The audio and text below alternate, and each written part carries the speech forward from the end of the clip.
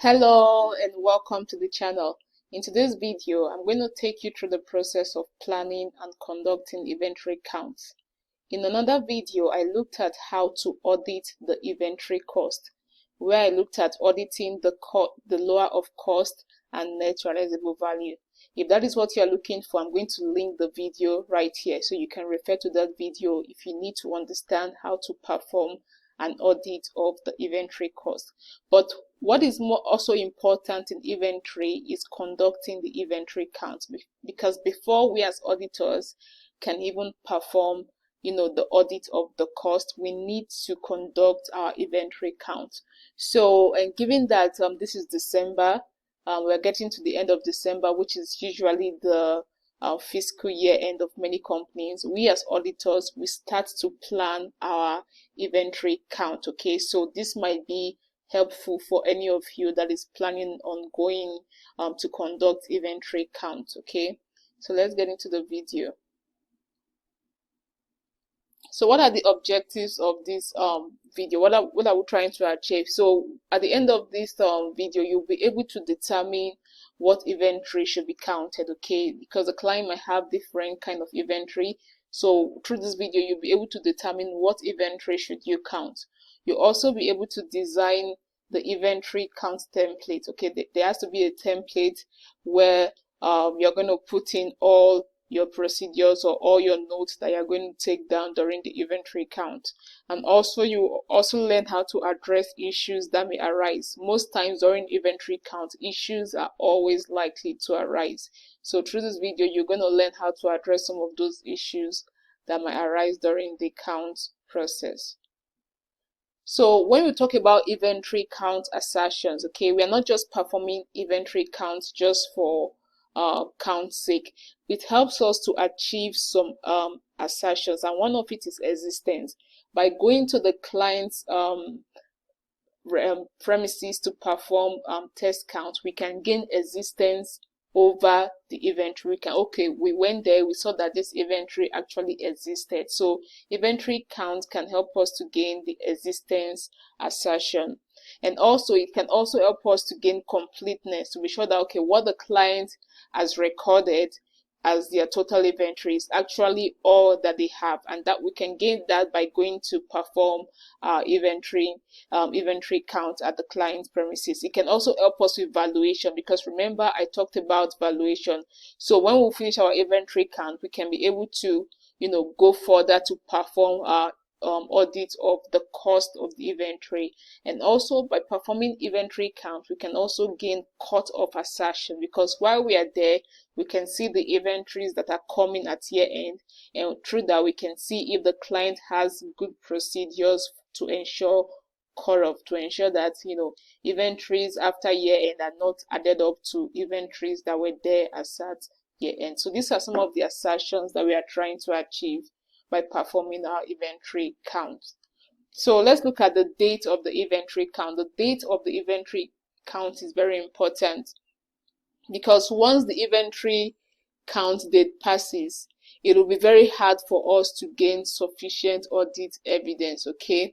And in some cases, it is not possible to attend the year-end count, okay? And that can be in a situation where the client performs cycle count. So assuming the client's year end is December 31st and they perform cycle count maybe every 3 months, they might not want to perform any year-end count as at December 31st. In that case, there is no inventory count for us to attend to, okay?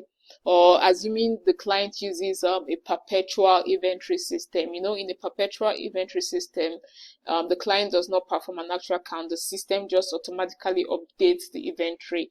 So imagine in these cases where we cannot perform inventory count, what do we do? Okay, in situation where it is not practical, I've given you 2 examples. In a situation where the client performs cycle count, or where they use a perpetual inventory system, okay, in that case we need to perform alternative procedures, okay? What is one alternative procedure we can perform? We can attend one of the cycle counts and then perform either the roll back or the roll forward procedures in order to get to the inventory as at year end. Okay, so and if we cannot perform any alternative procedure, we need to qualify our audit opinion based on scope limitation, because once we are not able to perform inventory count, then we cannot offer a clean audit opinion or audit report. We need to qualify our audit opinion based on scope of limitation, because we're not able to perform our inventory count. So just you need to know that the year-end inventory count offers high quality evidence. That is why the audit team always sends some of their engagement members to go to the client's premises to perform the inventory count, because it gives us high quality evidence. And if we cannot attend, then or if we are not able because it's impracticable to do so, then we need to perform alternative procedure. Okay, and also when you observe and test the count at year end, you are performing both control testing, because you are observing the client, you are seeing the way the client is performing their inventory count. So you are doing both control testing and also substantive test of details. So that's like a dual purpose test. So can you see how important the inventory count is? Because you're observing the control and you're also performing substantive tests by you also recounting your own. So the inventory count is very important. Okay, so that is why the date of the inventory count needs to be the year-end date. We need to count the inventory as at the year-end, but in some cases it is not practical to do so, and I've told you what we need to do. Okay, we need to perform alternative procedures, or we need to do a roll forward or roll back procedures. We are going to look at that in more details. So now let's look at the steps in conducting inventory count. Okay, if you want to conduct an inventory count, what do you need to do? Normally the inventory count will be led by maybe a senior accountant or a junior. The senior accountant might give out instructions that the juniors need to follow during the count. So let's just look quickly at some of the steps. Step A, you need to gather the necessary information before you just find yourself at the client's premises. You can't just go there. You need to do your own due diligence, and one of that is gather the necessary information. The next thing, you need to plan the count observation and then also plan the test count. Okay, it says if you fail to plan, you plan to fail. So that's why in audit, planning is very important. Before you just go to your client's location, you want to make sure you have all your facts together. So the next thing, step C, you want to compute and then select your count samples. Okay, you are going to have to, because you are not the one counting, the client is responsible for counting their inventory. All we are doing, we are just selecting a sample and then performing a test count. We're just recounting what the client has already counted. So we need to select our samples, because we are not going to count all the whole inventory. Okay, and step D, we need to observe the client count and then perform test count. So here we are going to observe the client, what they are doing. Now remember I talked about dual purpose testing. We are observing the client, the controls they have in place, and once we are done with that, we also perform our own test count. And then also you want to gather any final information before you leave the premises. It's very important you gather all the information you need before you leave the client's premise or location. And then you can also conduct any follow-up procedure. Mostly after the inventory count, there will be a lot of follow-ups that we need to do with the client. So you need to note this down so that you can follow up with the clients on any differences that you identified when performing your recount. Okay, so now let's start with the first one. We said A, gather the necessary information. So what information do you want to gather before going to the client's location? Number one, you want to have an idea of the types of inventory that is held by the client. The client can have typically there are different types of inventory. It can be a client that is in the manufacturing industry. In that case, the client is going to have inventory, raw materials. They are going to have work in progress. They are going to have finished goods. So you need to understand the types of inventory that is held by the client. Okay, also you want to identify, does the client have consignment inventory? Okay, you need to know that.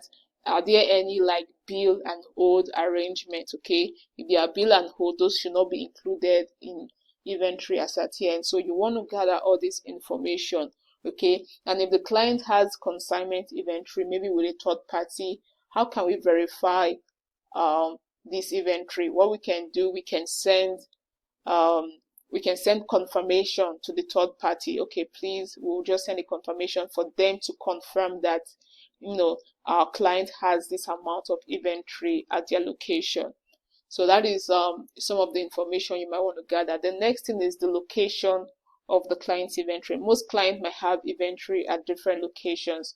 So you want to be sure of all the locations that the client has inventory. And you can do this through inquiry with the client. You can book a meeting to get this information from the client. So in a situation where they have multiple locations, you need to decide which locations. Normally, as auditors, we do not attend all the locations. Okay, it might not be practical to do so. So in that situations, you need to decide which of these locations you want to attend. And what are some factors that will determine the location? One of such factor is materiality. Okay, depending on, you want to look, okay, in this location, what is the value of the inventory they have there? In this location, what is the value? So depending on the, you know, the materiality of that inventory, you might need to go to that location. Also, I want to perform an element of unpredictability. So we might want to go to a location where the client never expects us to go to. So that is an element of unpredictability that we are putting in. Okay, so those are some information you might want to take into consideration when deciding what locations should you go to. Okay, but just remember, you might not need to attend all the locations, but you need to go to the locations where they have material inventory. Also, the next thing we want to do when gathering information, we want to identify the inventory system. Is it periodic or perpetual? This is going to impact on how we perform our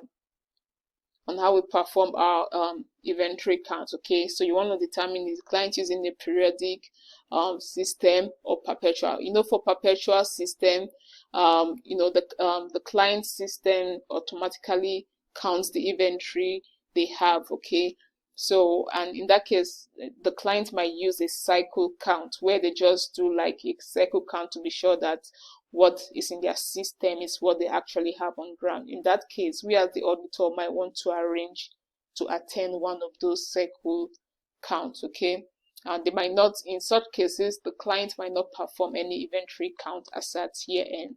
So that is why we might need to attend at least one of the cycle counts. And remember, it is not our responsibility to perform inventory count. The client is the one responsible to perform the count. All we are doing is just selecting samples, observing their procedures, and then recount some areas that have been counted by the client.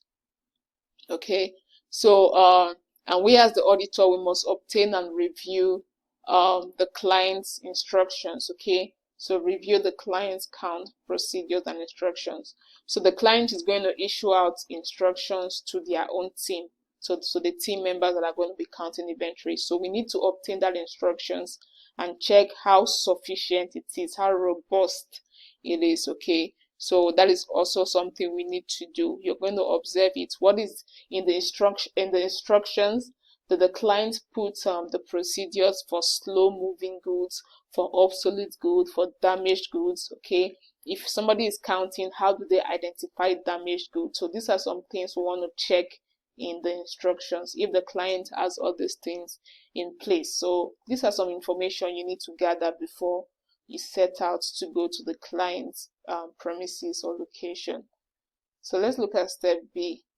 It says plan the count observation and also plan the test. So now it's time to now plan the count observation. Okay, and yeah, what are we trying to do? You want to ensure the date of the inventory count. What date is the client performing their year end?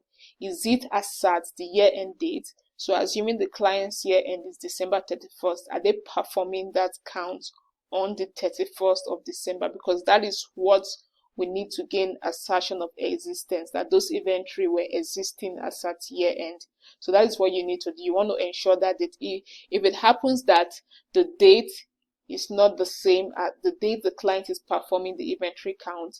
It's not the same as the year-end date. It always poses a lot of issues, a lot of challenges, because at this point we need to perform either the rollback or the roll forward, and I'm going to tell you briefly how we do that. Okay, so you might need to perform the rollback or roll forward. And remember, if the client is going to be expecting to take about 10 hours to perform the account, we as auditors, we don't need to be there for the whole 10 hours. Okay, assuming the client says, oh, this our inventory count is going to take about 10 to 12 hours. We don't need to be there for 10 hours. We as the auditor can just come in maybe for the last 3 hours to observe the process and also perform our own recount. Okay, so we don't need to be with the client from beginning, but we need to be with the client till the end of the inventory count. Okay, so let's assume in the case where the client did not perform the inventory count as at year end.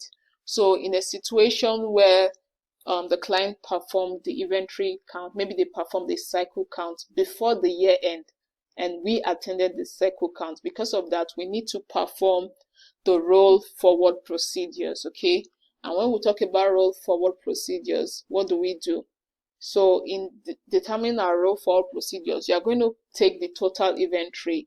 So when you attended the cycle count, so assuming you attended the cycle count in September, okay, you're going to take the inventory that was counted as at September. You are going to add purchases that have been made from September up until December, which is the client's year end, and then you're going to subtract sales of the sales that have been made to that period in order to arrive at your ending inventory balance as at year end. Okay, so that is the roll forward procedure. You take your inventory that was counted before year end, you add any inventory purchases that was made, and then you subtract any sales that have been made. Okay, that's the roll forward.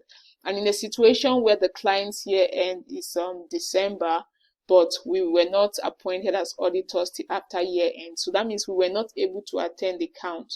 Okay, and the count we were able to attend is like in January. So the count, you're going to take the count that you did as at January, you're going to subtract any purchases that was made between December and January, and then you're going to add back the sales. Okay, so that is the rollback procedure. You take the inventory that was counted after year end, you subtract your purchases, and then you add back the sales in order to arrive at the ending inventory balance. Okay, so that is the rollback and then the roll forward.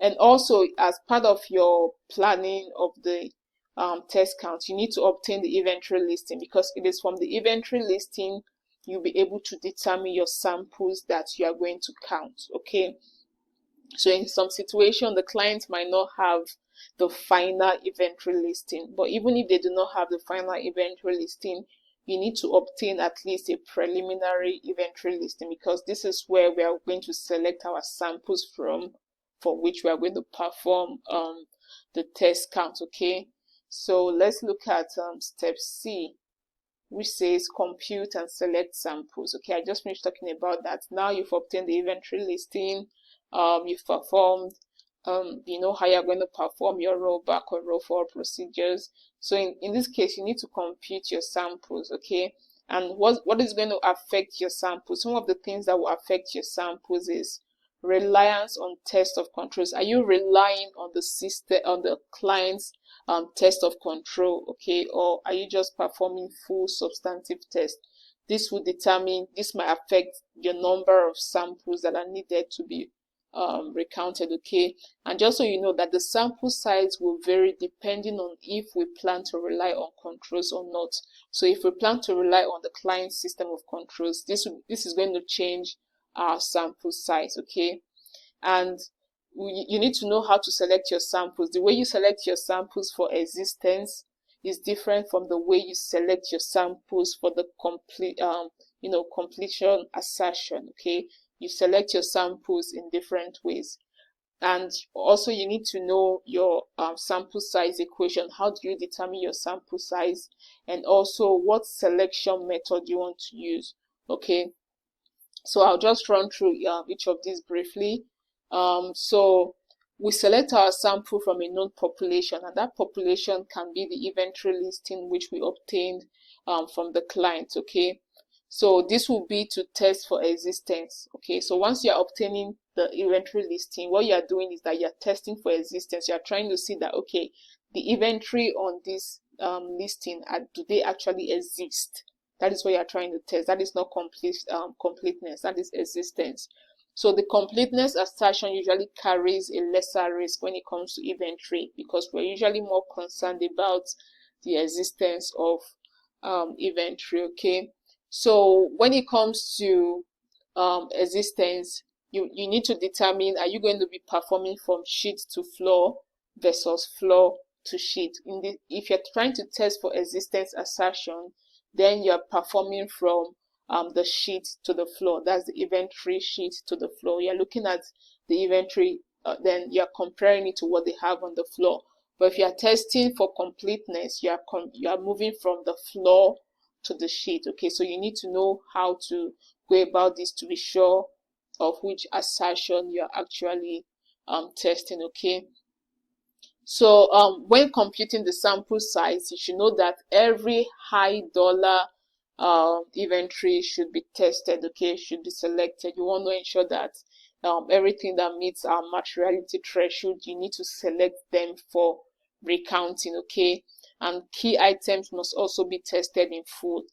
And when you're also trying to select your samples, you need to stratify your population. You cannot just put everything as one population, because remember at the beginning I said some clients have different type of inventory.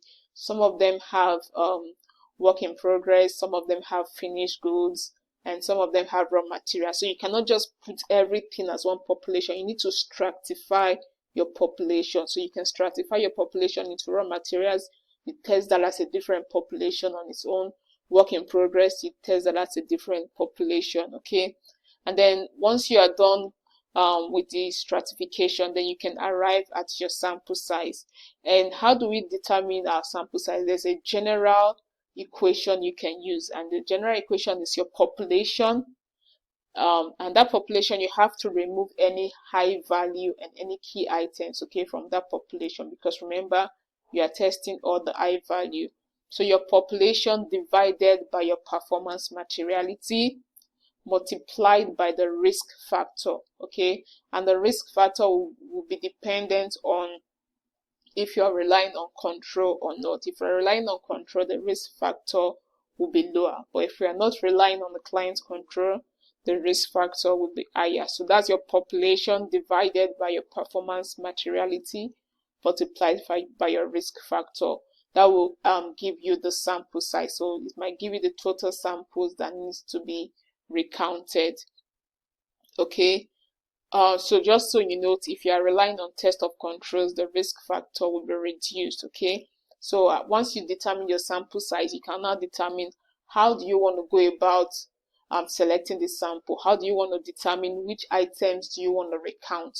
You can do that using various selection methods. You can use the random selection, you can use the monetary unit, you can use haphazard. Okay, so assuming you have 50 samples to select, you can just go through the inventory listing and pick the ones you want to recount. Those will be your samples.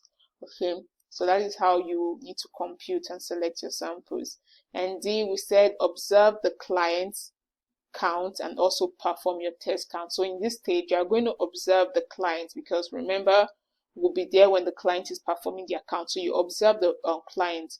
So what are some things you want to observe during the client count? Okay, you want to observe the performance of procedures. Okay, how is the client performing their procedures? You want to observe compliance with management instructions. Are the people at the counters, are they complying with the instructions that is on the count sheet that was given to them? Okay, and you also want to obtain evidence on how reliable the count was performed. So you as auditors, you need to observe some of this, because you are going to need them in your documentation when you're performing your documentation. Okay, you also want to evaluate the condition of some of the inventory. You want to observe this inventory, are they in good condition? Are they in a sellable condition? These are some of the things you need to observe, okay? And also, once you're done observing, the engagement team members needs to now perform their own test counts based on the samples they have selected. And when we are done performing our test count, we often come across some issues, which is normal. You might come across some issues that you identified during your test count. So now, how do you troubleshoot some of these issues? Okay, imagine you had some issues when performing your test counts. What do you do at this point? The first thing you want to do is that you want to double check just to be sure that it was not an oversight. Sometimes you as auditor, maybe you're supposed to count 20 and then you just mistakenly counted 19. So you want to just double check. And how do you double check? You double check by recounting that specific item with the client. So you call the client, so the client is there when you're performing a recount, okay? To be sure that the difference you noted is an actual difference. Once you're done with performing that double checking, the next thing you want to investigate, why are we having this difference? The client is saying 50, I am having 39. Why do we have this difference? So now you want to investigate further. You can also rub minds together with your engagement team members to determine the root cause of this difference, okay? The next thing you want to do is that you might want to extend the number of test counts, okay? So okay, let's try and count more. So you can extend your test count. If your test count was like 40, you can decide to count additional 10 just to be sure that it's not a recurring issue, or maybe it was just an isolated issue. So what you can do is to extend your test count. Also, once you've done that, then you perform a recount again. After you've extended your recount, you perform a recount to see if you're also having those differences in your new samples that you've selected, okay? And if you still have the difference, you need to extrapolate the difference, and this extrapolation will be done during the field work. That's once you are done with the client counting. Once you are done from the premises and you're back to your office. So this extrapolation will be done when we are performing the actual audit work or the actual field work, okay? And then we're also going to perform follow-up procedures. So these are some things. It is not most likely you come across issues during the inventory count. So these are some things you just need to do. You need to double check, recount, extend your sample size, and then you need to extrapolate the difference if the difference still exists, okay? And we also talked about step E, which is you might need to gather other information, because remember I said once you're at the client's premises, it's very important that you gather all the necessary information. And information that you might want to gather here is relating to cutoff. So you might want to ask the question relating to cutoff. How do they ensure that inventory that comes in after year end are not added to the inventory that were there as at year end? Okay, so this is just to ensure cutoff is accurate. So you need to gather information, ask the counters, ask the clients information relating to their cutoff. And also if there are also other inquiries you need to ask, you need to follow up with the client, like ask them question about damaged goods, slow moving goods, obsolete goods. You need to gather all this information while you are with the client, so that when you get back to your field work, you have a lot of documentation to do, okay? So you want to ensure you gather other information.